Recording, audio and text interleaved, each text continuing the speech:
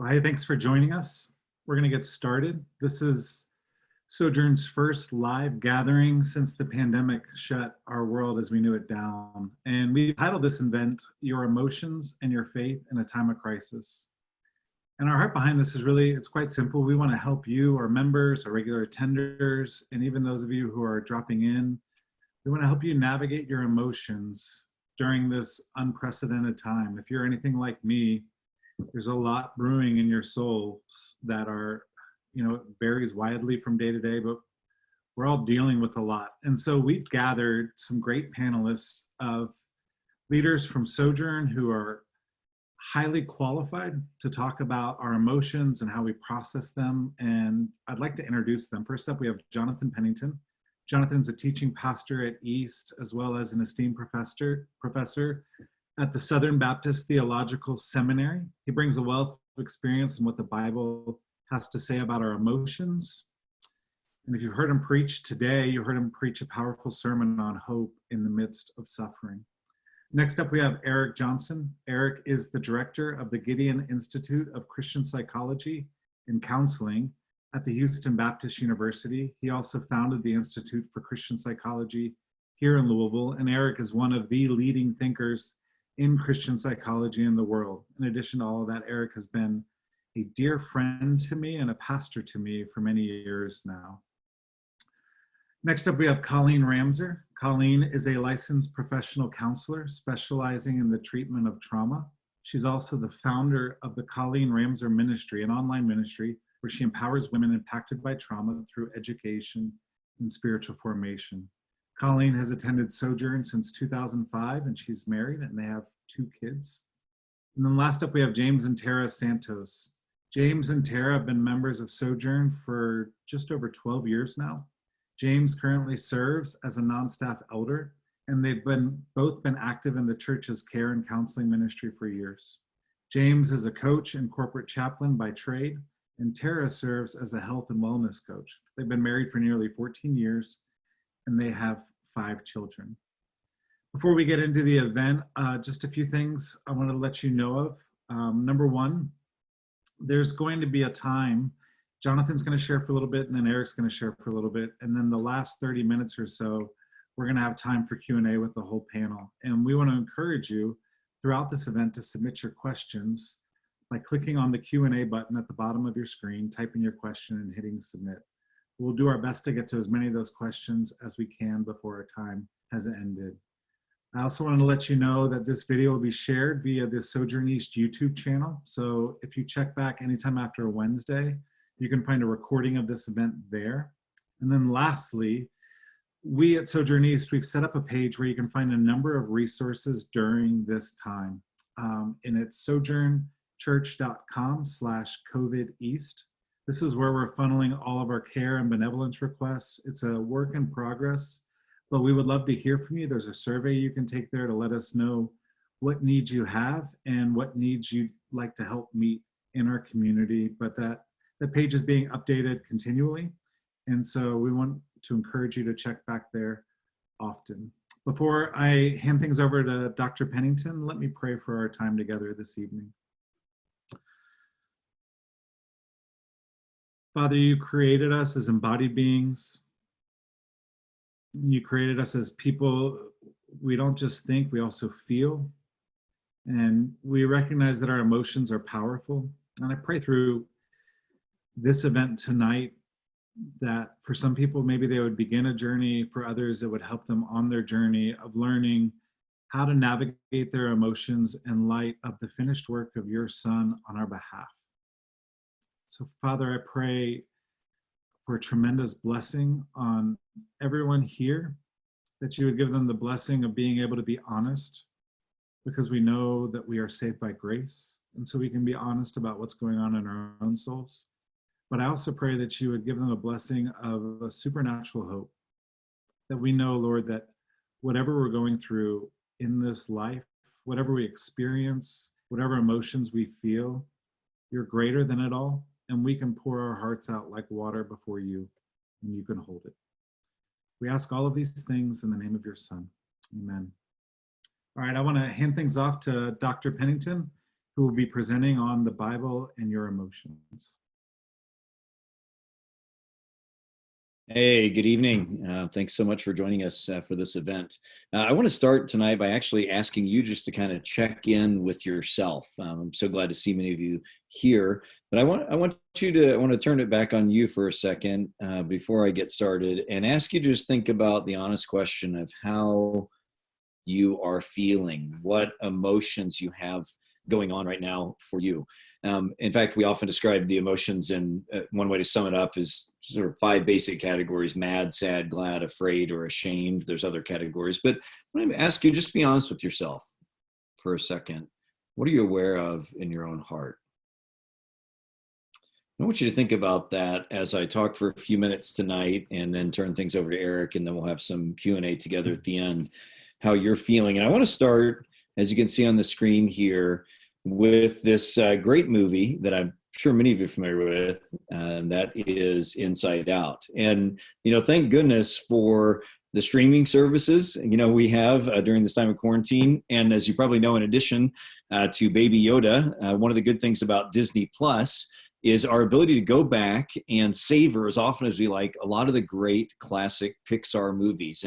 And several weeks ago, my youngest daughter and I sat together on the couch right over there and watched again a movie I hadn't seen for some time, and that is this wonderful one, Inside Out. And a lot of laughter, a lot of tears. I'd forgotten really just how engaging it is, and I really believe this is one of Pixar's finest.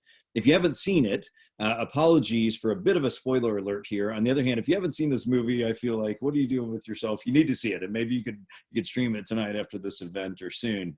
The Inside Out title refers to the way in which the story actually alternates between the outside life of the young girl, Riley, this 11-year-old girl or so, a happy and active girl, and contrasted with what's going on inside her head or emotions. And the movie cuts back and forth between her outside life and this inside control room you can see on the screen here, where you've got joy, sadness, fear, disgust, and anger. And it's played by great, voice characters. It's an all-around great movie. Like any good story, it's actually functioning at multiple levels. So you've got a story that anyone can enjoy, a kid can enjoy it on up, but there's a lot of profundity here, a lot of insight that is given that adults can certainly enjoy as well. And at one climactic scene, Riley, the main character, she's overwhelmed with anger and disappointment and hurt, and she's getting on a bus to actually run away from her parents. In the emotions console that you can see here on the screen, that's run by these various emotions, it goes completely dark. It does not respond at all. It is numb. And this really reflects Riley's deep depression. It's a powerful metaphorical way to describe what often happens to any of us when we're overwhelmed with our emotions, is that we can't even respond anymore, and it just feels numb. And at the heart of this movie's vision for what it means to be human is the idea that happy is the emotion that kind of runs things, or joy is the emotion that runs things. But as Riley matures through the experiences of the movie, there's a recognition that joy or happiness is not her only emotion, that actually coming to embrace the wide range of her emotions is really a big part of what it means to be human. And then at the end of the story, without spoiling it, after all the trauma and a new stage of maturity is reached, this emotions console gets replaced with a much more complex one as she learns to engage and embrace the wide range of her full emotional being, a mixture of sadness and joy and all kinds of emotions as well. Now, I like to open with this when I talk about emotions, because I really think it's a very beautiful and insightful approach to the complex, very complex issue that we humans need to ask about ourselves and face, really, and that is, what role do emotions play in our human experience? And I know that for you, we can call this ever-present emotions. I know that for you and for me and the wide range of people that are tuning in tonight, that emotions are actually affecting us all the time, whether we realize it or not. Really, emotions are a very powerful and inescapable part of what it means to be human. Our emotions, whether you're aware of it or not, are the mysterious things that drive us as humans to love and to kill and to marry and to divorce and buy things we can't afford, and maybe some to drink too much, and even to worship invisible deities. And some of us are more attuned to our emotions than others. Some people are not. Maybe you're tuned in tonight because you are attuned to your emotions. Maybe somebody dragged you along and you're thinking, well, I don't have much emotions. I'm not an emotional kind of person. But the reality is that all of us are deeply affected by our emotions, whether we realize it or not. Genetics, personality, upbringing, learned responses, circumstances, all of those affect us. Maybe you had a father or a mother that said it's not okay for you to express emotion. So maybe you've learned deep habits of not showing up. Maybe it's just that you genetically dispossessed to go one way or more or less emotional.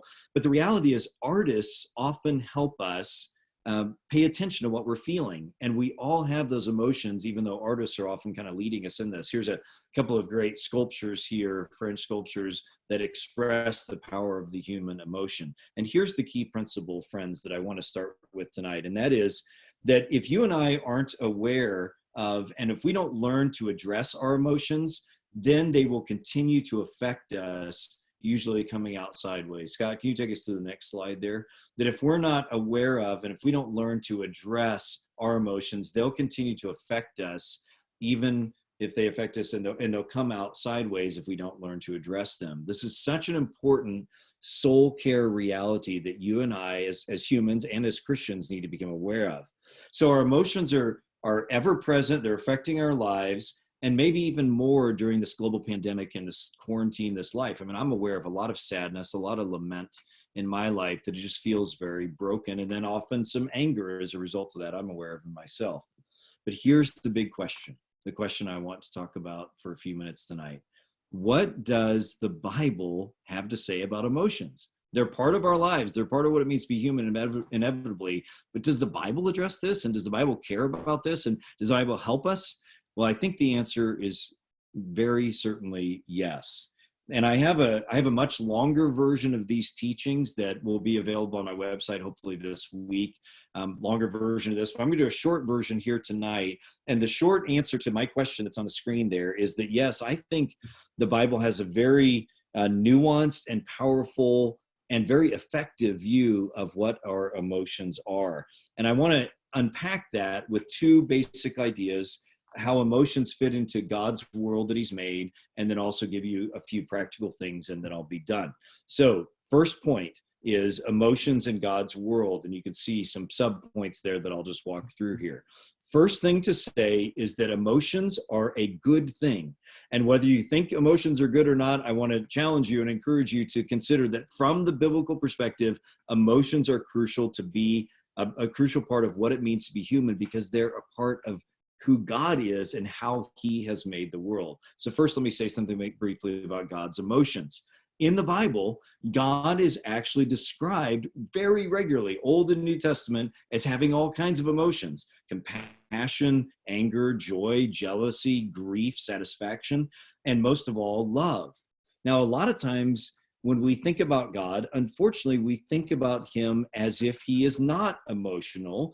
And there's actually a doctrine that is related to that we've often misunderstood. And the doctrine about God that we have misunderstood is called impassibility.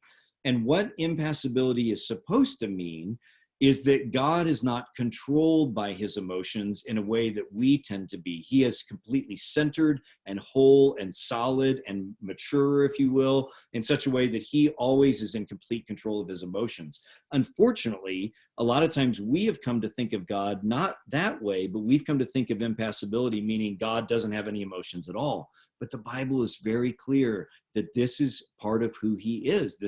He is the one who created emotions because they are part of who he is. He has all these emotions himself. And that leads me to the second thing to say, and this is something about Jesus's emotions.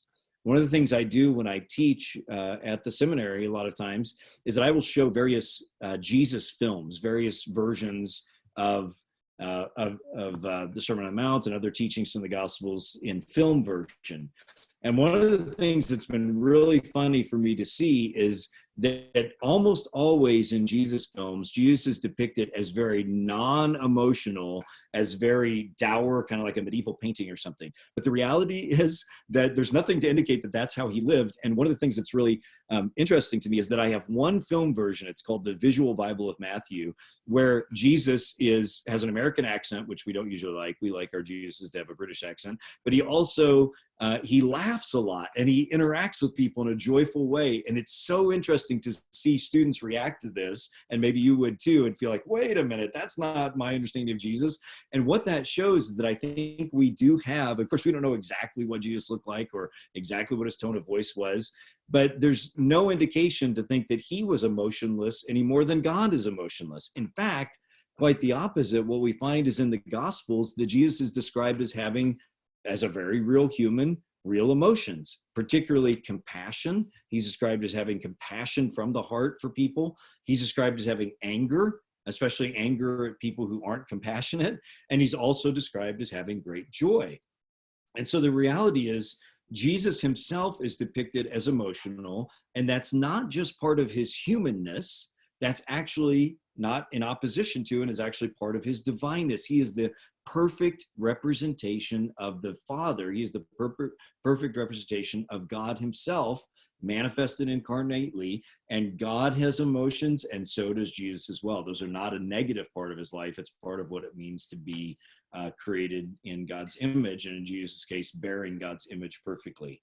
He weeps, he's angry, he's joyful. Third point are good and necessary emotions.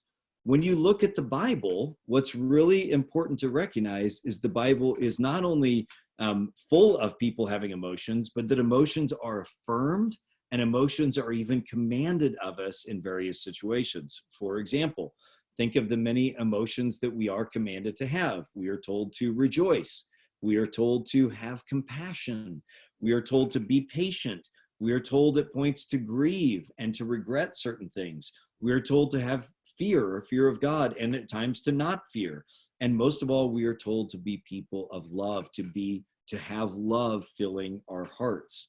Think also of the fruits of the Spirit from Galatians 5 and the deeds of the flesh. Have you ever considered the contrast between the fruit of the Spirit and the deeds of the flesh, and how many of them are actually they're directly emotions, or they're deeply tied into emotions? For example, Paul says, the acts of the flesh are obvious: sexual immorality, impurity, debauchery, idolatry, witchcraft, and listen to these emotions: hatred, discord, jealousy, fits of rage, selfish ambition, dissensions, factions, envy, drunkenness, orgies, and the like. By way of contrast, the Christians who are filled with the Spirit, are described as having self-control over their emotions and actually manifesting certain emotions. To be filled with the Spirit is to manifest certain emotions, because that's how God is. That's how Jesus is. By the fruit of the Spirit, Paul says, emotions: love, joy, peace, patience, forbearance, kindness, goodness, faithfulness, gentleness, and self-control. And finally, Paul says in Galatians 5:24, those who belong to Christ Jesus have crucified the flesh with its emotions, its passions, and its desires that are the wrong ones, and are instead being replaced with Spirit-given emotions. So to be filled with the Spirit is to have certain emotions. And this also relates to the fact that if you think about how the Bible actually requires certain emotions for us to be godly people. Again, remorse and compassion, because emotions reveal our character. You may know the great old illustration that John Piper used a long time ago and is still used, that if you showed up, men, at your doorstep on your anniversary with your wife, and you held out flowers, and she said, "Oh, you shouldn't have, that's so wonderful," and you said, "It's my duty," and you expressed no emotion in that moment, that's not virtue, right? You should have emotion. You should have certain emotions, and that's because our emotional lives are part of what it means to be fully human and fully people of character. And the last thing I want to say on this point here is what I call shalom and the Christian reality. And the point here is really significant. The Christian vision, the biblical vision for emotions, is very sophisticated and very nuanced. God wants us to flourish. the Old Testament word for it is shalom. The New Testament word for it is flourishing or blessedness or something like that. And this is what God wants for us. And that is not only an emotion, but it certainly includes an emotion because that's who we are as people. And here's the thing, our circumstances really matter. This is what I'm calling Christian reality or Christian realism.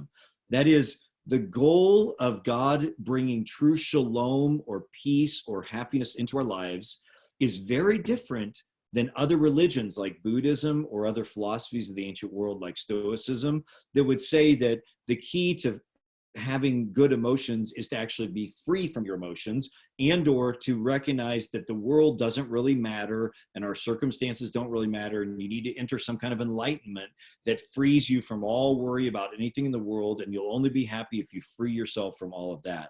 That is the exact opposite of Christianity.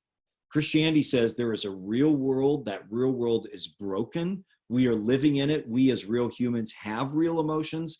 Those emotions are appropriate. And they are often negative emotions because we are eternal beings living in a broken world. And so our circumstances matter, and the emotions that go with them matter as well. But here's the beautiful nuance, is that at the same time that the Bible recognizes and honors our emotions, including our broken emotions, it also trains us and teaches us to learn other ways of being, to learn to by the power of the Spirit, to sculpt and shape over time our emotional responses into certain ways that are, again, given by the Spirit that shape us so that we can learn, as Paul says, say, for example, in Philippians, that he can be content even in the midst of hardship and difficulty. He can have tranquility of soul while his real negative circumstances still matter. So the point is, the Bible cares a lot about emotions, and it gives a very, very sophisticated, nuanced sort of idea that acknowledges them and also recognizes that God wants to bring healing precisely through our emotions. And I'm aware I'm going through this quickly.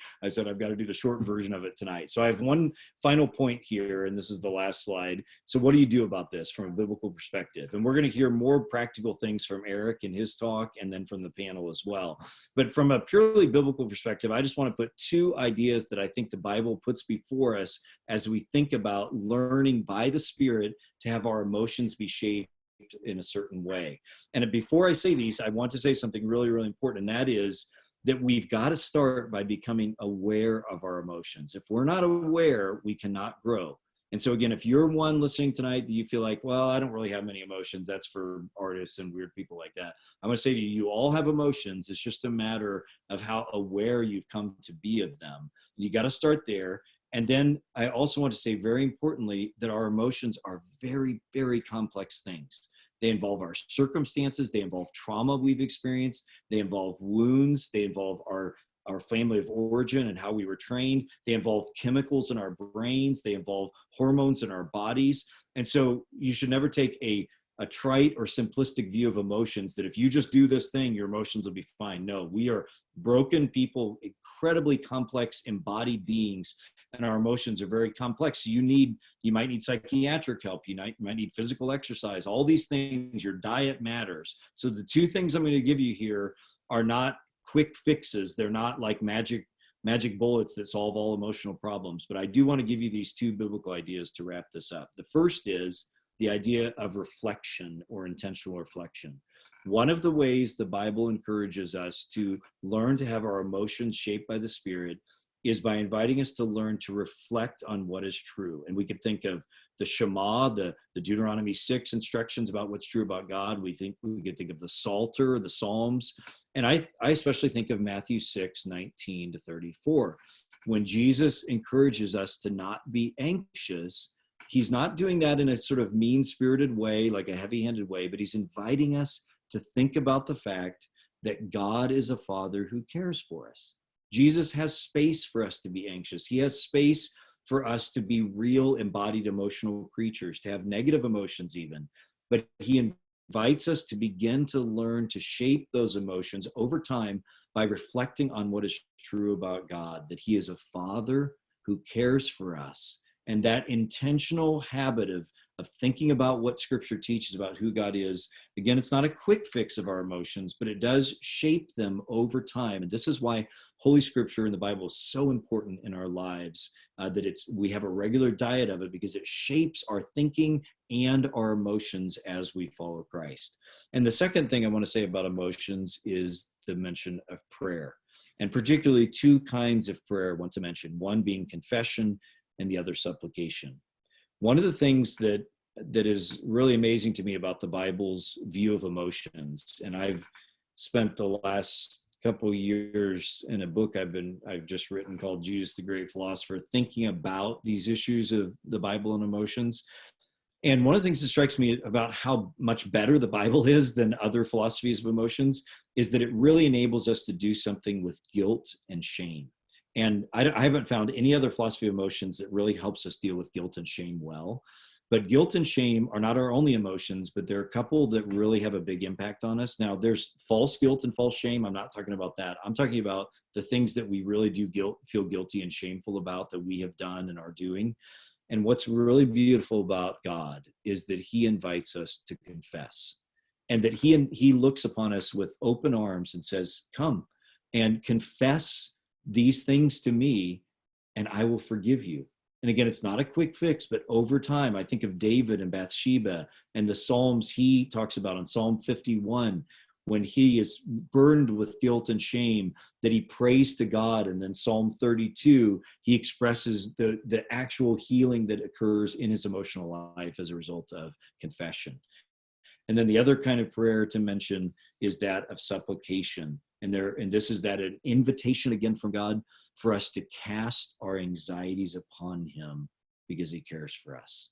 I think of 1 Peter 5:7 and many other texts that present God to us as a gracious and kind Father who invites us to supplicate, to say, God, I have these emotions and they are burdening me, and I'm heavy-hearted and I'm sad and lamenting. Friends, I want to invite you to turn those emotions up to God, who welcomes them. He knows them, he welcomes you, and he says, confess your guilt, and also now pray to me to provide for you and to be your God and to be kind, to be your Father. This is not, again, a quick fix of our emotions, but it's a part of the journey of learning to be led by the Spirit, to find healing and peace in the innermost person, and our emotions are a crucial part of that. Okay, so I'll end there. I don't know how my time did. I think I did. Hope I did okay. And I think we're going to have a minute or so, a few minutes where maybe Kevin can ask some questions, and then we'll go on. Yeah, Jonathan, I wanted to ask, you read the Bible, I mean, the Psalms especially, but throughout the scriptures, you see emotions talked about and put on display over and over again. And yet it's not something that I feel like is often taught or talked about much in the modern church, at least in the streams that I'm in and that we're in. Do you have any insight as to why that might be? Like, what's led to that? Yeah, and that's a great question, and that's exactly my burden for this, and that's why I wanted to have this conversation tonight.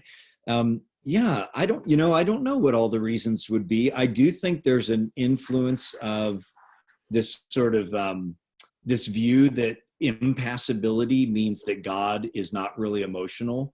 I think that's part of it. I think in the very late modern period, and I'm hugely thankful for psychiatric and psychological help. I'm a huge fan of both of those. It is interesting to note, though, as a lot of important thinkers, philosophers, and historians have noted, that when people express emotions today, especially negative emotions, the immediate response in our society is they need to be fixed, right? So for anything from depression to anger and everything, and maybe the fix is therapeutic and or psychiatric or chemical or neurological medicines. And again, I'm a big fan of all those things, but it's interesting that that's our immediate response now, is we need to fix emotions. And I think we as the church have even kind of bought into that a little bit, rather than recognizing that emotions are part of what it means to be human, and that they need to be educated or shaped, not just dealt with. So I like to call what I'm talking about here, educating our emotions, not controlling our emotions, because I do think there's this tendency in our culture to think emotions are bad, and we need to control them. What the origin of all that is, I'm not sure, but I think that's why the church is that way too, probably. No, that's extremely helpful. I'm sure there's more questions for you that we'll get to in a few minutes, but Yeah. next up, I want to bring up Eric Johnson, Dr. Eric Johnson, and he's going to be talking about more specifically, how do we deal with our emotions? How do we process them? And what do we do with them in the midst of a pandemic? Eric, thanks so much for joining us. Thank you, Kevin. It's really a pleasure to be a part of this gathering. It's really a momentous gathering for us. I mean, as a church, this is so unusual, right? None of us have ever done anything quite like this sort of thing. We hope we'll be doing more of this now, and it's kind of learning a new normal. But it's a momentous time. As I was thinking about what I wanted to talk about, we're all gonna remember this our whole lives. And children who are old enough to know what's going on, this is going to be like a marker event that they will recall until they die. We're living through something that is massively momentous, and it's new for us. And we have different personalities that respond differently to newness. For some of us, there may be a little bit of excitement regarding the newness, looking at the glass half full and trying to bring good out of it. I know people are doing various jobs around the house they've never gotten around to before, and I think, however, a lot of us respond to newness. It's kind of scary, and I'm really curious what kind of research. I hope some research is being done on what we're going through as a culture, because I suspect that it's marked us in a big way. I know for me that the first week of the pandemic was I don't know how to describe it. It was like I was in a kind of a buffer zone, like not sure what was going on and feeling a little bit out of touch, a little dissociated. Honestly, it took me about a week to kind of recover and get used to the new normal, at least back then. And I suspect that most people in our culture, most Christians in our culture, had some kind of similar experience. I'm curious about. I noticed that in the first month of the pandemic in America, anti-anxiety medications, prescriptions were up 34%. Depression medications were up 20%. Anti-insomnia medication was up 15%. These are signs of a lot of stress, distress going on. And I also have been hearing about conflict, more marital conflict, family conflict. I've been more on edge. I've been a little more irritable, honestly. I don't know if my wife's noticed, but I've been aware of that. And a statistic that maybe is not too surprising, but reports of domestic violence are up 5% in the first month of the pandemic. This is taking a toll, and this is why the leadership of the church has wanted for us to address this, to begin to address kind of what we're going through in this sort of way, as a first kind of a launch of different things that we're going to try over the coming weeks and months, as long as we're going through this, and hope that a lot of good will come out of this tragedy and these difficulties that we're all dealing with and going through. So I'd like to begin by surveying a little bit more biblical territory. Not that Jonathan didn't do a great job, man, that was wonderful, Jonathan. I love that. But this is a little bit, I'm going to focus a little bit on Paul's teaching. I wasn't sure if Jonathan was going to touch that. But I did also want to underscore some of the great things that Jonathan mentioned.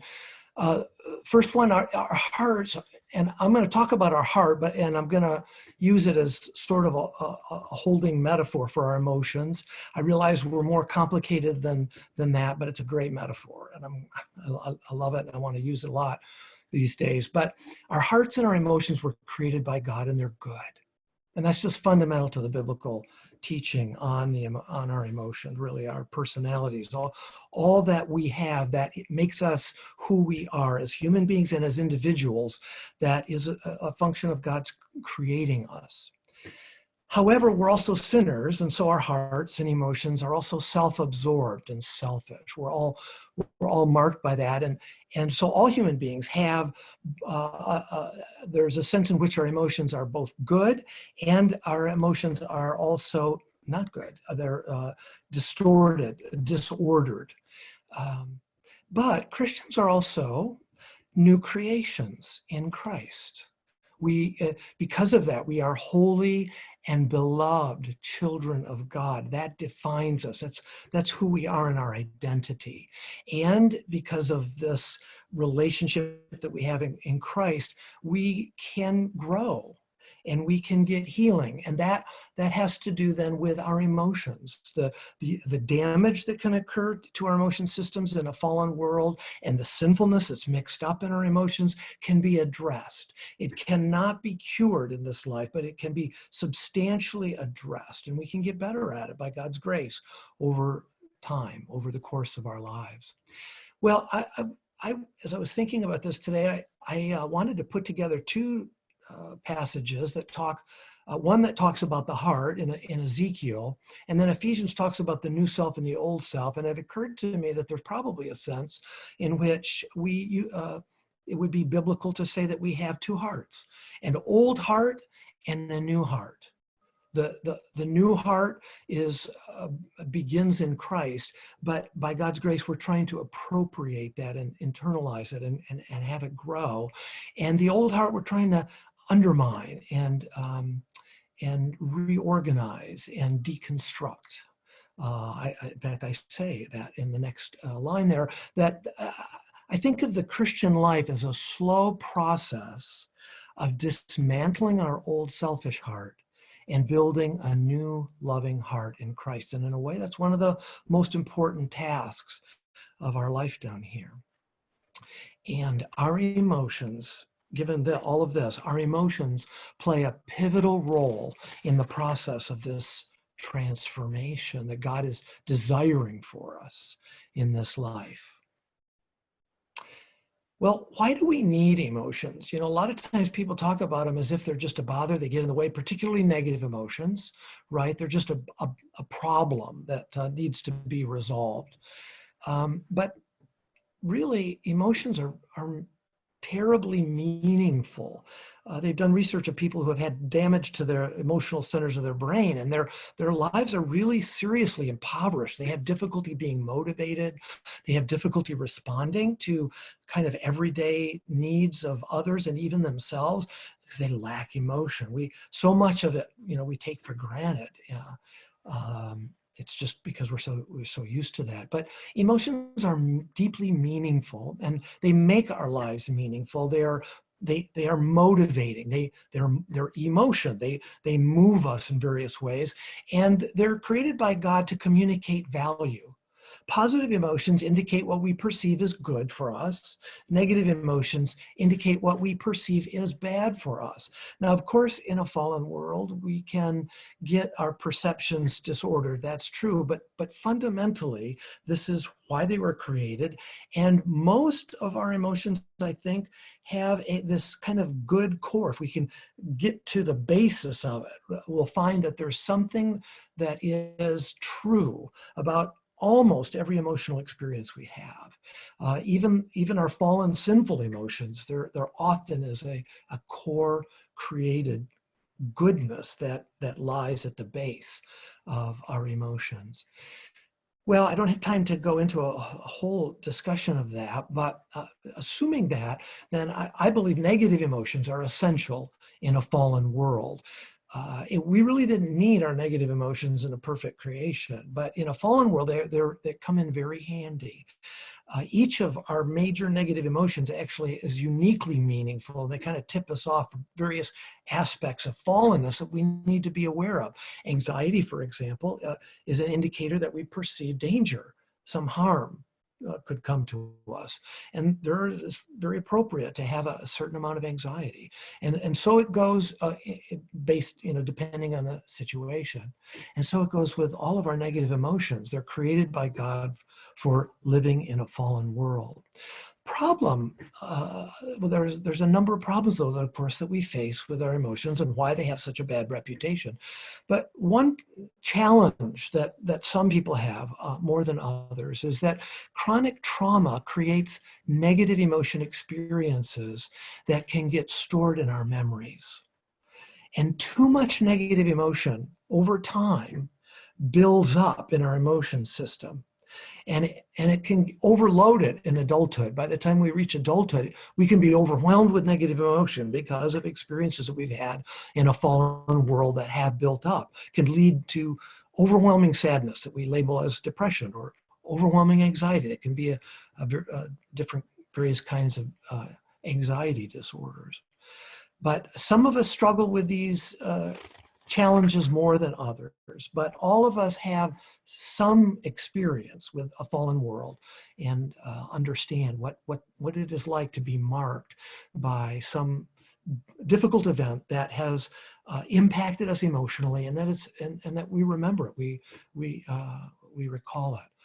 One of the difficulties of working with our emotions in trauma is that we don't remember every specific event that was traumatic, and many of them kind of just blend into this vague sense of fallenness that we carry around, and can be very difficult.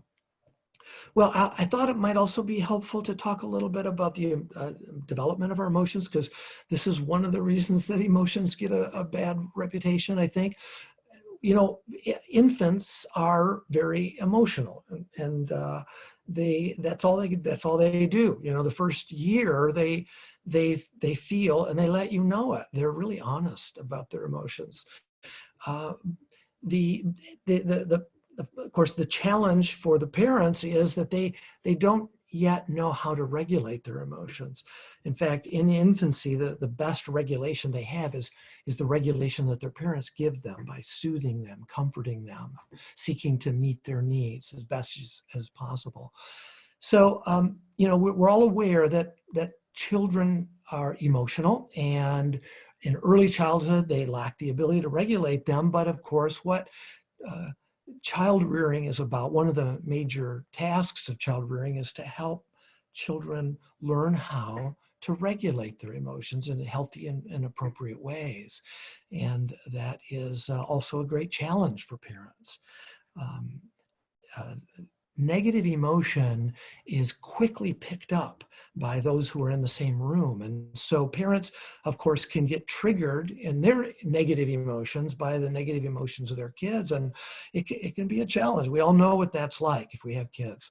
Many parents have special trouble because in managing their kids' emotions and teaching them how to regulate them, because they have difficulty regulating their own emotions, and they get triggered then by their kids, and then their own emotions can get in the way of how they help their kids with their emotions. That's a challenge. That was a challenge for me, honestly. I had my own set of problems as a young parent, and had difficulty helping my kids with their emotions, and we've had to talk about that, and I've apologized multiple times about that. But one of the good things for us to keep in mind is that parenting is a great time to get healing for our emotions, because we become aware of things that maybe we weren't aware of before, because our kids trigger our stuff. And that can be a real side benefit of some of the challenges that we face in child rearing. I want to contrast that stage of learning how to develop emotion regulation abilities in childhood with adolescence, and kind of characterize it as a stage where we start to recognize our negative emotions can get us into trouble. and they're kind of dangerous. And maybe we start to learn, we develop some of the ability, mental ability, frontal lobe ability to regulate better than ever, to the point where we can actually clamp down and shut down our emotions. And that can be really helpful when we don't feel like being emotional in front of other people, or we're being made fun of, or we want to be strong and we don't want to be vulnerable or let down our guard, whatever. So it's in adolescence and early adulthood where we learn that it's actually possible to turn off our emotions. It's an amazing skill, but it also is fraught with some danger, because in the process of that, we can lose touch with what we're actually experiencing authentically, what's really going on, and what our emotion systems that were created by God are supposed to help us identify and work through. So to some degree, this can actually create an imbalance in our souls. And we let our minds overregulate our hearts to the point that we lose touch with who we are to some degree. And again, this is something I struggle with a lot in early adulthood, and it's still an issue. But I would suggest that in adulthood, God's design for us is that He wants us to reconnect with our hearts.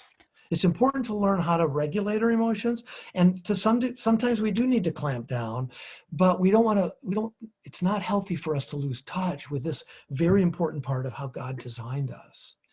And so that's part of what we're doing in adulthood. I'm going to talk a little bit more about that so that we can become more whole. Yet, for the reasons that I've mentioned, we work really hard to avoid our negative emotions. You know, the most obvious reason is because they're unpleasant, from either mildly unpleasant to painful. Some negative emotions, really intense negative emotions, can be downright painful. And we learn early on that it's not fun to have these negative emotions. And so we have a natural desire to avoid them. We're also highly socialized to do that because our negative emotions bother other people and turn on their negative emotions. As parents and sometimes church leaders can give us, have given us maybe an overly restrictive view and approach to our negative emotions. But we all agree they're unpleasant, and it's good to avoid them if at all possible. The problem is that we learn to avoid the negative emotions themselves, and they have truth value. There's a reason why we're experiencing something at this time, or perhaps because of a legacy of difficult experiences in our lives that may be valuable for us to be aware of and to work through and understand better. But if all we do is we decide early on, unconsciously even, that we need to just avoid our negative emotions, we can become really good, and we probably all have become really good, developing various strategies to keep them out of our awareness as best as possible, unless they kind of explode out or emerge out in ways that we don't like and are uncomfortable with. But I bet most of us are pretty good at keeping them out of awareness, turning them off, rationalizing, blaming others for the problem, the conflict that we had, controlling family members because they make us uncomfortable and what they're doing gives us anxiety or whatever. Perhaps working too much, perhaps playing video games, perhaps being on the phone too much, whatever. Staying away from home, working at the office. All of these can be ways of avoiding emotion. And if we think about it for very long, we're aware that all of those patterns can also have a sinful, self-absorbed dimension to them. And it's how our emotions can and do lead us astray in ways that are harmful to us. So perhaps a better way would be to face our emotions, and pretty much, the Bible and all the therapy models these days are talking about that this is really helpful way of life, is to move towards our emotions, including our negative emotions, rather than to avoid them.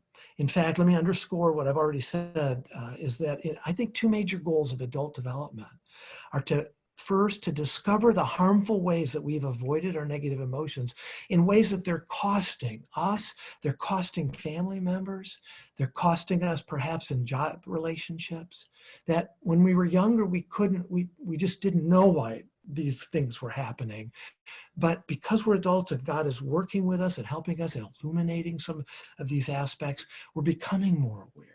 And I just want to invite you into that journey if you're not there or wherever you're at on that journey, that this is a good thing, even though it's a hard thing. And it's to some degree kind of painful. But in the long run, it's better for us. And in the long run, there is happiness as we work through this stuff. And then secondly, even more importantly, is to learn then how to address these emotions in healthier ways than avoiding them, so that they don't get in the way of our relationships with God or with others as much as they used to, as we get healthier slowly but surely over time. Well, God has devised a great way to get some healing for our negative emotions, whether we're talking about long-term healing because of chronic negative emotion experience throughout our early childhood or throughout our lives, or just having what I call a negative emotion episode with a family member. God has devised a great way to get some healing from that, to share it with him. Jonathan did such a nice job of talking about that part of the Christian life. And Kevin, I think in his prayer, or in his introduction anyway, cited this wonderful verse from Lamentations: pour out your hearts like water before the Lord. And we're all probably familiar with 1 Peter 5:7 or 17. I can't remember. I think it's 5:7. Cast your anxiety on him because he cares for you. The Bible doesn't give us a whole lot of therapy verses that are directly addressing a therapy kind of strategy, although it does throughout the Bible. There's plenty, but not as many as we might want. I would love to have God write a whole therapy book, and give us all these details. But what he does say in verses like this is kind of like all we need to point us in the direction that this is a therapy pathway to open up our hearts to the Lord and to cry out to him, as the Psalms illustrate again and again and again in 100 ways. He's our best friend, he tells us in John 15, and he wants to hear our heart. And he wants us to learn how to take our negative emotions to the cross and surrender them there. And this is a process. And it doesn't come automatic, and it doesn't happen just by praying, God, please help me do that. It's a spiritual discipline that we have to learn how to open our hearts up for and practice and get better at it and learn strategies and techniques and talk to other people about it and maybe see a therapist. All of these things can be helpful. God also devised a second great way to get some healing for our negative emotions: to share them with others. Rejoice with those that rejoice and weep with those who weep. Bear one another's burdens and so fulfill the law of Christ. It's important for us to do that. There's something that it's not good for man to be alone. We need one another. Even though Adam had God, it was not good for him to be without human companionship. We're built for that. We're made for that. We need that. And so it's also important to be able to share at a horizontal level. There's something really wondrous about sharing with an image of God, are the same things that we share with God himself. And I have to add, we can't share our negative emotions with just anybody. That's something that we learn in adulthood as well.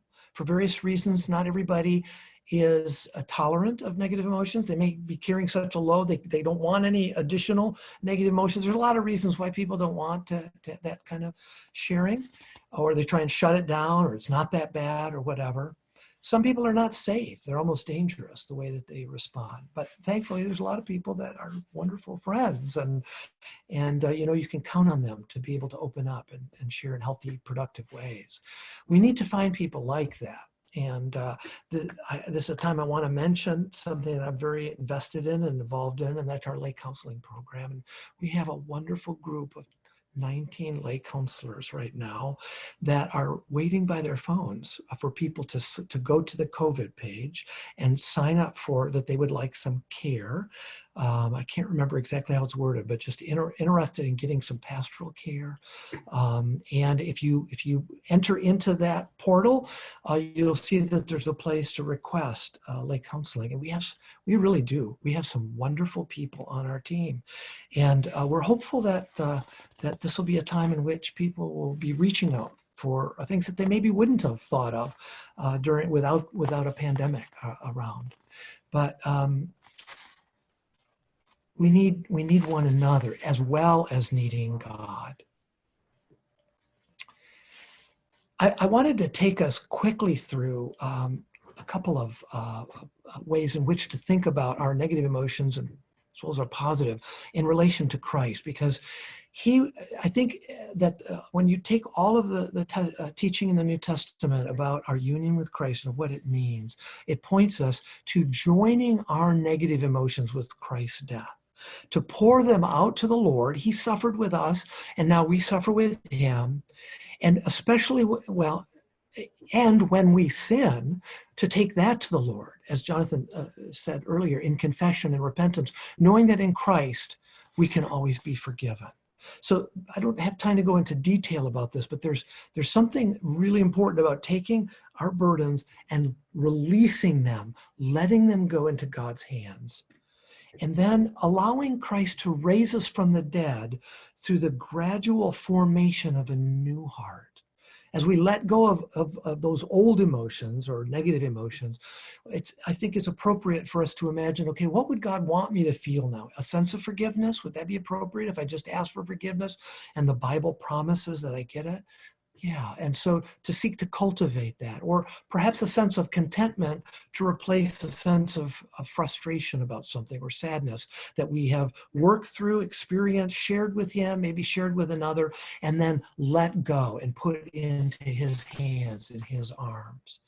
That's just a couple of strategies that we can use that are directly related to our relationship with Christ. And then just lastly, I want to take you quickly through some tips for healing our hearts, for God healing our hearts in a pandemic. First, pay attention to your body. More and more as I read about it, we are body-soul unities, and our bodies are important. And the Bible says our bodies are important. And they register negative emotions. So pay attention. What are you feeling and where are you feeling it? And then explore that. Pay attention to the faces of those you live with, because they also register your negative emotions. And we can learn, we can become better friends. We can better spouses, better parents, if we pay attention to the faces of those around us. Before you have a negative emotion episode, run to the Lord if you become aware of it. So nice when we become aware, oh, my temperature's rising. Run to the Lord because he cares for you. Then, if we have a negative episode after negative emotion episode, run to the Lord because he cares for you and he wants to hear your heart. Spend some time in your devotion time every day if you can, dumping whatever negative emotions you're struggling with on the Lord. He wants you to do this. And there's something deeply therapeutic in a God-centered way as we learn how to do that. That's what the Psalms are pointing us towards. And then lastly, afterwards, after any of these experiences, let the Lord raise you from the dead, day after day, and give to you a little more of your new heart that he's promised you, that he's giving you day by day, week by week, month by month, year by year. And do your best as you get healing, then to touch the heart of another like the Lord is seeking to touch and raise your heart from the dead. So anyway, a quick overview of a Christian approach to emotion. I think I'm done, and I look forward to the panel discussion to follow. Thanks so much, Eric. That was wonderful, extremely helpful. And I'm just going to invite the panel to jump in here. We've got a lot of questions. First question I want to direct to Colleen. Maybe the rest of you guys can speak into The question is, for years, I've had a really difficult time bringing emotions to God in prayer. I feel mute whenever I try.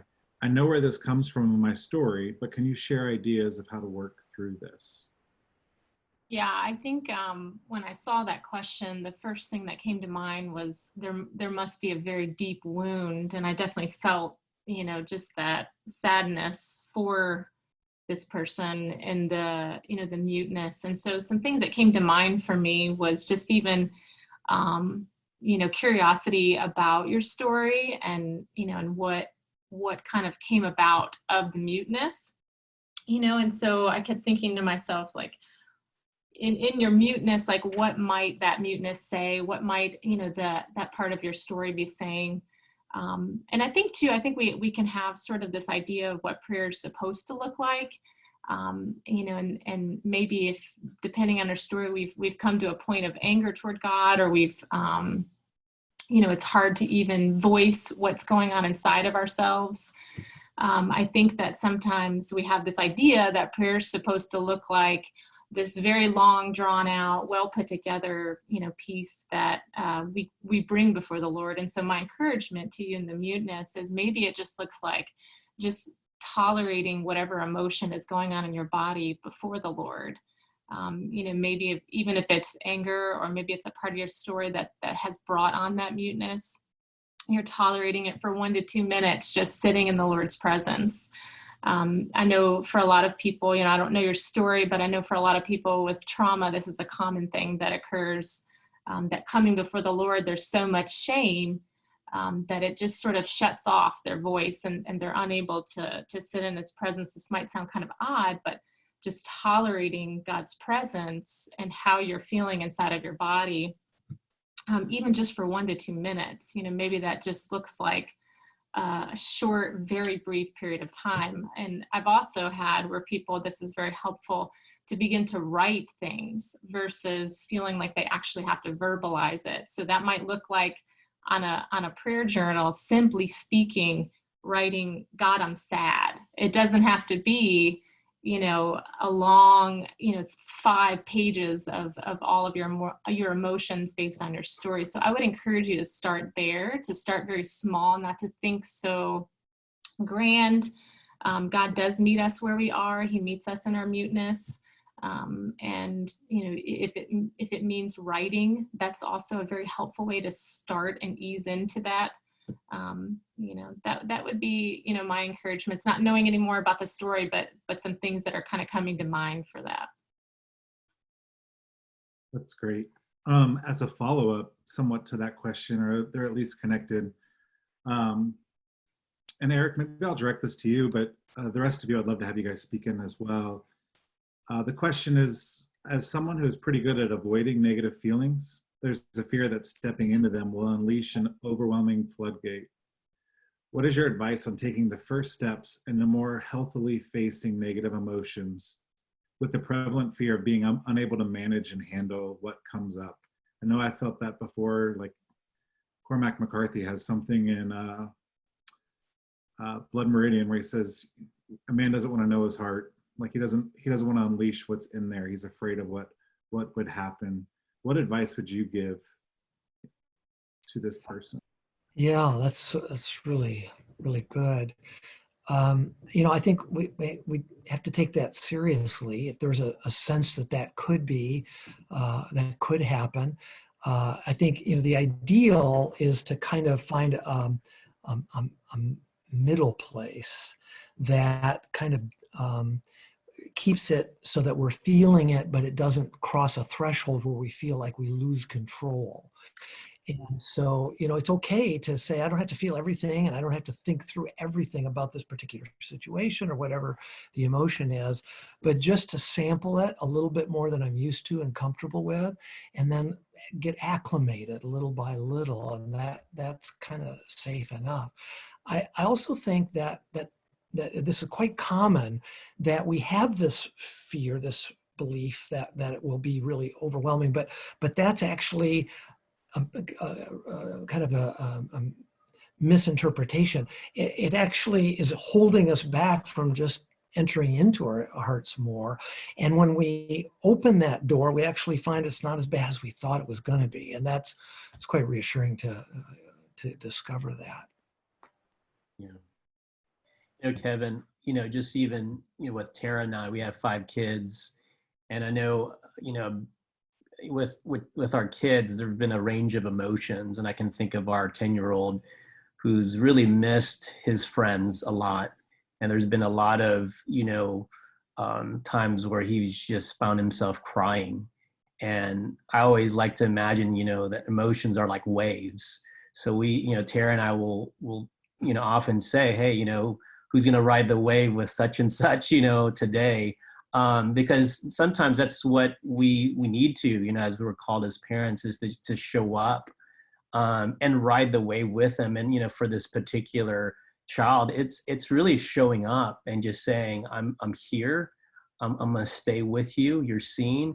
And there's times when he needs to be alone, right? But I'm very cognizant to follow up with him. But one of the things I'm noticing about kids, especially being with them for the past 5 to 6 weeks, is they're good when you just are showing up physically and fully and present, that they need just 30 seconds and they're off playing again, So I've noticed that if you really show up fully and with a purpose and with loving curiosity and just, them being seen, it does wonders in how you ride the emotions with them. But just to assure them that dad and mom is right there with them.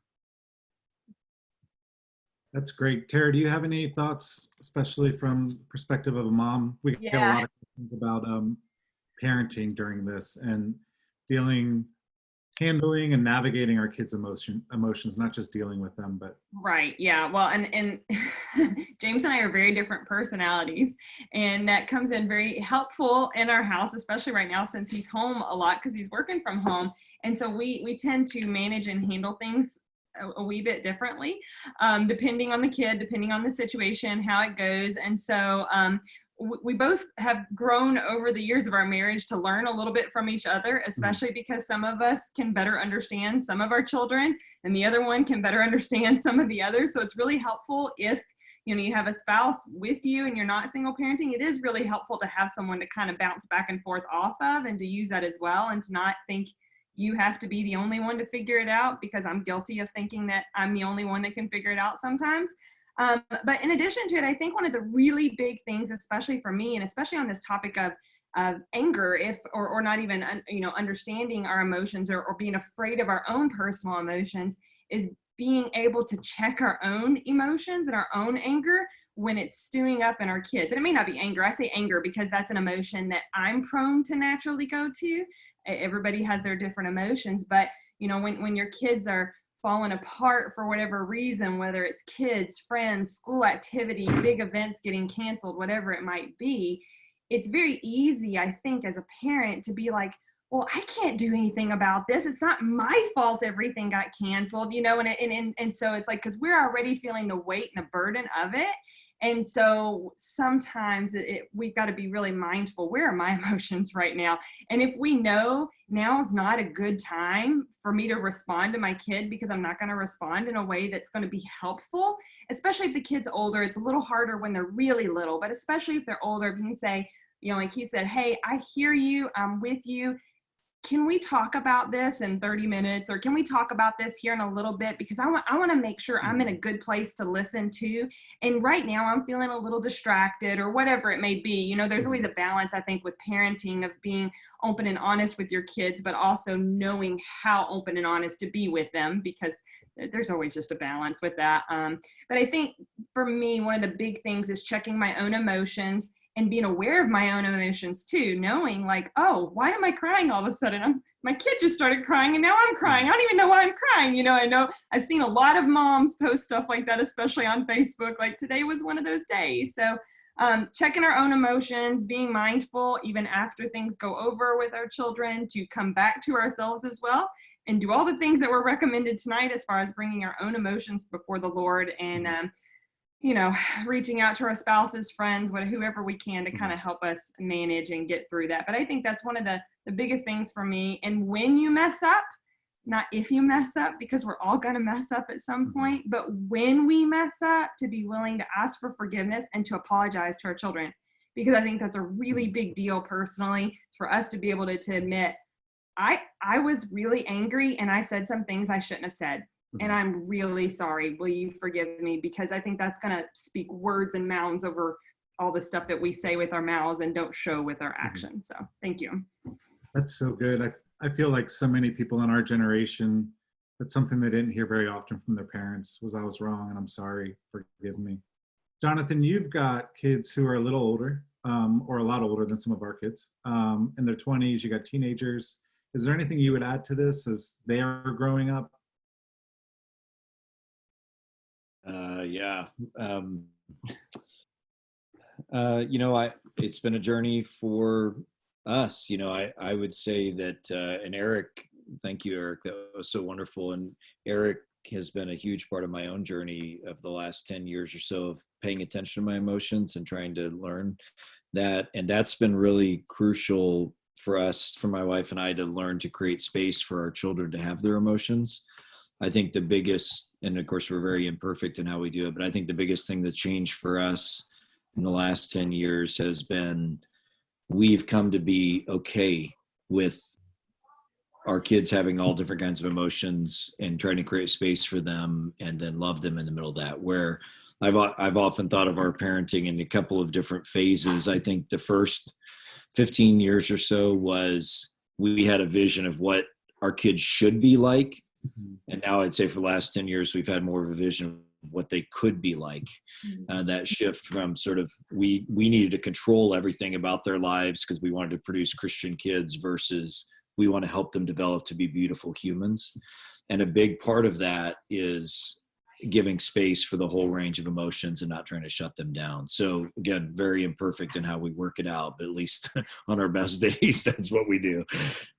So that's still kind of general. Maybe that didn't answer your question, but I'm aware of that. So I just try to, just listen to them and be present as much as possible. My wife is particularly good at this, I think, too. So good. It's so helpful of just creating the space. Going back to the first question a little bit and tying it into something that a number of people are asking, Colleen, I love what you said about even just like opening the door and by just writing it down, or Eric, just starting the journey. But it's a new journey for a lot of people. And I'd really love to hear from all of you. We're getting so many questions about resources that you'd recommend. Are there books that you'd recommend for people who want to start this journey, want to start this work, or books that you found especially helpful? So Colleen, I'll start with you. Do you have any resources you'd recommend, or Psalms, or particular passages in the Bible? Eric shared Lamentations 2, 1 Peter 5, things like that, but I'll hand it to you. Yeah, I actually, in a really difficult season in life, that there was a lot of sorrow and grief about 5 years ago for me. It was almost like particular books in the Bible were just not even appealing. Even the Psalms were somewhat hard to read. I found that the book of Ecclesiastes was actually much more easier for me to actually swallow, because I think as I went through it, it was speaking the depths of my heart and where I was, this sort of meaninglessness. And so often when people are in, deep grief, deep sorrow, and they feel this sort of sense of, disconnect from the world in a lot of ways, I found that the book of Ecclesiastes was really meaningful to me, as well as the book Recovering Eden. It's by Zwine. Gosh, I butcher his last name. It's Zwine, I think. Yes. I actually have it like nearby, but it's I found that to be really helpful, especially in our culture when emotions are kind of viewed as you just cut them off and you just don't really you don't pay much attention to them. Just have a lot of joy. Just be happy in the Lord and seek His face, and everything will be just fine. So I found that to be helpful. Not that the Psalms are not helpful. Psalm 42 is often quoted, but I think this concept of, my tears are my food, by day and night, in deep grief and sorrow was very helpful to chew on that. I enjoy the book. Gosh, I wish I would have had like my list in front of me that I can just kind of go through. It's much easier, but it's Befriending Your Emotions. It's got all the little dots on it. I'm trying to think of who wrote it. Is a good one. Maybe some others will chime in and I'll remember. So I'm like, oh no, I'm on the spot. One of my favorites is Allender and Longman's Cry of the Soul, which is out of the Psalms, but Allender's a therapist, Longman's an Old Testament scholar. That's a really nice one. Yeah. Peter Scazzero also has a couple of books on emotionally healthy church and emotionally healthy spirituality. Those are some books, at least, that I think lead in the same direction we're talking about tonight. Yeah. For grief, Kevin, I think Grace Disguised by Jerry Sitzer is an excellent book. It's one of the best I've read. And Psalm 139 has been kind of a go-to for me because it covers just this nearness, this closeness, and how God attunes to our every move, right? And I even like how, verse 13, for you formed my inward parts, like my emotions, you knitted me together in my mother's womb. So he's very attuned, to our every step in our emotions. But so yeah, the Psalm 139 and Jerry Sitzer on grief is an excellent resource.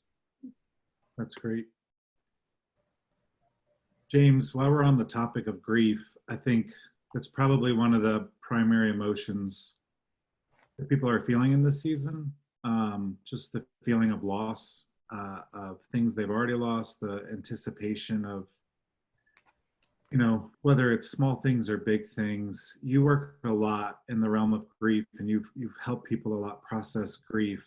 What advice would you have for people who are experiencing sadness, and maybe even if you could speak to, I'm giving you a two-part question, how sadness can show up in our lives that doesn't always show up as tears? Right. Yeah, no, it's a great question. And I do think we are experiencing this collective grief, right? This collective grief of the world we once knew. And it's, when we talk about grief, it's always talking about loss, right? It's our response to loss. And, and in talking about grief, I have to say, you can't disconnect that or separate that from love. I think, grief and love are two sides of the same coin. And so, when we think of like this whole social distancing and home quarantining, there's so much loss that has taken place in one time, right? In the past 5 to 6 weeks. I think our bodies and our minds and our hearts are trying to catch up, whether, it's relational, loss or loss of norm, routine, structure, graduations, birth. It's really quite overwhelming, and I think that's what we're feeling. And then furthermore, anticipatory grief, right? It's not like there's an end date to this grief. And so how do you process grief when you're still in it? And I think it's really staying as present as you can today, and sometimes it's every moment. And so one of the things that I tend to share, and I got this from Nicholas Wolterstorff, talk, tears, and time, is really, I think, one of the most helpful ways of doing that. But even when talk is not, available to, I know Colleen mentioned about writing it down. But anytime you're processing through grief, it is best to do that always with a safe person. And so, naming it is very important, because to name grief is to be able to feel it. But also, I've heard it said too, when you're able to feel grief, you're also, it's helpful in a way that it also leads to that healing that takes place. So you feel it so it can heal. So sadness, in how I describe it, it's a way to help us slow down, because and to pay attention to what's pain inside of us. But again, when you're not able to wrap your mind around like what you actually are grieving, it can be overwhelmed, which, you know, it can be a slew of many things today. But even that's why I think talking and telling our stories is very important to this. Trying to see your second question again, if I answered it. What other ways sadness can look like it doesn't look like sadness? Yeah, I mean, because there's some folks, yeah, it can come out, you know, they've said like grief can show up like a cauldron of emotions. So it can show itself in anger. It can show itself sometimes by withdrawing, right? It can show itself in so many different ways. I think when you look at grief, it's kind of like this big container that contains all different emotions. It can show up sometimes in, you know, in depressive ways.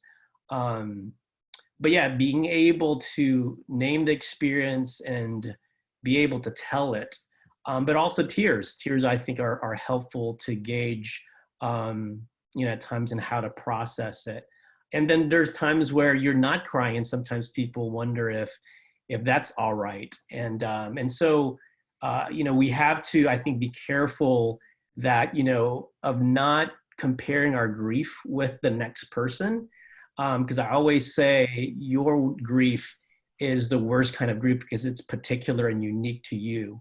And so that comparative, you know, comparison is something that you always have to like really watch out in a time like this, because you can get overwhelmed pretty quick. So That's really helpful.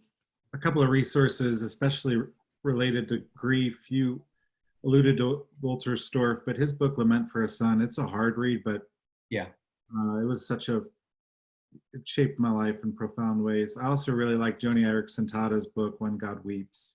mm-hmm. It's been very powerful for me. Jonathan, do you have any resources you'd like to add? I'm just so enjoying hearing all you experts talk, really. This is wonderful. I put a couple of books that I read Mark Ellen Schlusky, I think is his name. I put a couple things in the chat there. A book on emotions in the Bible that I benefited from this year. And then he has a little workbook that I put in there too. So there's a question here that it's particular, but I think it actually speaks to all of this. The question, and I'll direct it to Jonathan and Eric in particular. I don't know if you guys can see it, but the question is, as I age, late 50s now, I find I get frustrated more and more easily. I'm turning into the stereotypical curmudgeonly old man, get off my lawn. I have a short temper and I really dislike this part of me. Is this a normal product of aging? Or is it more a character flaw or sinfulness? How can I develop a more gentle and patient way of being and interacting with others? I think that's a really, really great question and shows great self-awareness that Jonathan or Eric, I'd love to hear from you or hear from you both on that, because I think it's very widely applicable. Well, let me take a stab at it. You know, I think everybody's different. And I think our developmental trajectories are different. And so I haven't seen any literature that would say that pattern is everybody's pattern. There's lots of reasons why that could be happening. I think one thing that happens as we get older is some of the old automatic defenses that we used to have or strategies maybe are not working as well as they used to. And we're starting to become aware of an irritability that we just simply weren't aware of, and other things were kind of sort of keeping it at bay. But, just the fact that I think we're all cheered by the fact that you're paying attention to that. That's wonderful.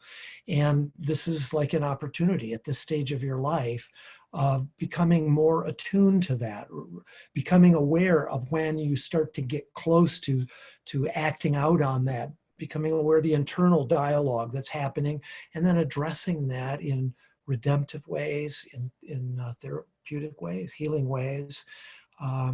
It becomes a skill set that we can take to a new issue that arises developmentally. So I don't know, Jonathan, you got anything else? Yeah, that's what I was saying. I affirm that, and going back to some things Eric said, it's really important that you find people that you can explore that with. Therapists, this is why good therapists and counselors who can create a safe space for you to do that, but also some select friends. And then I know I can speak for Eric and James and myself. We've also really benefited from a ministry called Men at the Cross, which has really created a safe environment for you to process those emotions. And people, I think especially people in their 40s and 50s begin to be aware of these things. And so I would say that there's not really a change in the person who's asking questions. It's not really a change in their life. Actually, I think it's just a self-awareness that's starting to catch up with them, which I know is what happened to me about 10 years or so ago. And again, Eric and James and others have been an important part of that journey for me. And so I think it's really important that you find people that you can process that with, including our lay counselors that Eric mentioned too. I'd recommend you reach out to them. That's great. We got time for one or two more questions. I think this is an important question. Colleen, I'll direct it to you, but the rest of you guys, as always, feel free to chime in. Rachel asked, how can we help or join our spouses or roommates to process emotions during this time, especially with people who are numb and maybe feel a bit closed off? What are good strategies for pressing in with them in a loving way, which can be really, really hard at times? Yeah, so I think it depends too on, your spouse and your roommate. It's one thing to kind of press in and ask, well, how's your day? What are you feeling today?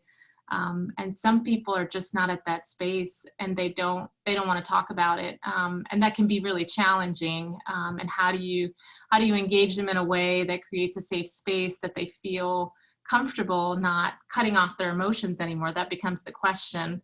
And I think maybe some key tips in being a safe person looks like, being a person who just holds space and doesn't judge negative emotions that are coming out. If there's a lot of anger, a lot of people tend to, I don't want to feel anger. I don't want to get near that.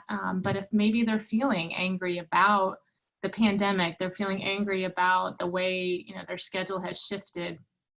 Being a safe person looks like yourself being able to tolerate those emotions. More often than not, people will numb these out because they don't feel safe enough to kind of thaw and let that come out, or maybe because of family of origin, they were taught emotions are all bad and you don't experience, especially the negative ones. But the problem with that is when we cut off the negative ones, we also can cut off the positive ones. And so we kind of cut it all off. And so I think inviting them, but at the same time, knowing that some people may not be at that spot in their journey, and that's okay. It's it's a journey. It's not a one and done. I think sometimes I think it's helpful too to suggest, it seems like you're sad today. Is that accurate? Is that what you're feeling today? Can kind of begin the conversation that gives them words for it. I know my husband sometimes can definitely notice when I'm irritable, and can pick up on it that I might not even know. And I'm going around the house and I'm doing my thing, but all inside there's a lot of irritability going on. And he may just say, "Are you feeling irritable?" And then before you know it, I'm crying because I feel grief. So I think sometimes if you're in that kind of conversation, that it's enough safety to say, "Are you feeling sad today?" Is that what I'm picking up on. But I think all in all, I think you have to, you can press in, but you can't force. You can't make someone be there that's not there too. Yeah, we were just wanting to chime in on this one real quick too, because like I was mentioning earlier, James and I have very different personalities, and it could be very easy for James, who actually tends to be the more let's talk it out, let's hear all the emotion, and me, who tends to be the more to the fact, to the point, matter of fact, whatever. It could be very easy for him to perceive me as, I don't care, I'm not interested, I don't love him, I don't, which none of the above is true. I just tend to just get right to it, or I'm trying to figure it out for myself. Like Colleen was saying, I don't even know what I'm feeling right now.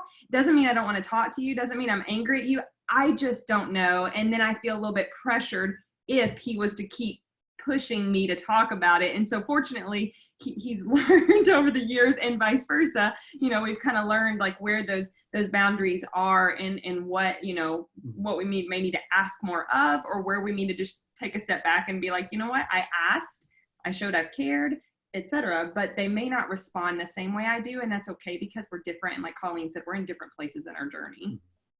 Can I say one more thing to that too?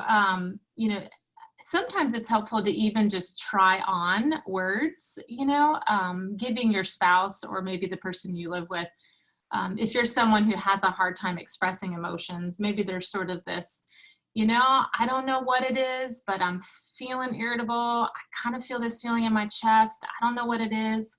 I found that can also be helpful to sort of lead into what's actually going on in your body. You know, I know my husband's very, you know, this is something that I often will do. Like, I've just been feeling some sadness. I don't know where it's coming from, but I just know it's there. That can open the conversation as well. Just getting in the habit of using the terms and the words, and yeah. That's great. That's super helpful stuff. We're just about out of time. Eric, I'd like to ask you like one last question. When do you think, we've got a few questions about seeking professional counseling, help like that. What for you would be a recommendation that you need to reach out to someone in the professional or medical community? Are there any signs or things that you would point to? You're on mute. You got on. First time tonight. We almost made it. Always do that, yeah. You know, if there's a for psychiatric help, my kind of criteria is people who are severely depressed, can't get out of bed, can't do anything, or severely anxious, like they're having panic attacks regularly. Those folks need medication, and we have some good Christian psychiatrists in town, and I would recommend a psychiatrist ideally, because they're aware of this area better than the typical general practitioner. In terms of therapists, we have a lot of good Christian therapists in the Louisville area, and there I think you know, it's kind of like I just think everybody ought to go see a therapist periodically. You know, that it's just part of life. We all need mentors. We all need people who are further down the road than we are. And I've been multiple times at various stages of my life. And but you know, if a person is having some significant relational conflict, they're aware of a significant internal conflict that's really wearing them down, then it may be not just optional, but really strongly advised. That's great. We also, that's part of our process with people as well. And so I want to remind you guys once again, as we're wrapping up here, if you visit sojournchurch.com/COVID East, there's a link there where you can receive care. You can talk with a pastor or one of our lay counselors who can help you. I want to thank you guys so much for joining us. I want to thank all of the panelists for giving up their Sunday evening to invest in the emotional health of our church. I'm going to pray in just a minute. After I pray, you guys, everyone who's attended is going to receive a survey, and we'd love for you to take a couple minutes to fill out that survey. Tell us what we did well, what you'd like to see improved, because we plan on doing more events like this in the future, and we want to best serve you. So let me pray, and we will be done. Father, I thank you so much for the generosity of James and Tara and Colleen and Jonathan and Eric, for all the people who signed in tonight. And I pray that this would begin, or be the beginning or the continuation of a journey towards spiritual wholeness, which includes our emotions. Lord, I pray that you would give people courage to reach out and ask for help if they need help. And the people who are doing pretty well, I pray that you would give them the courage and the love to reach out to those who are in need right now in this just really, really hard time. And so, Lord, I pray that all of this tonight, it would honor you and that it would bear much fruit. It's in Jesus' name that we pray. Amen. Thank you guys so much for joining us. And link will go out on Wednesday. Have a good night.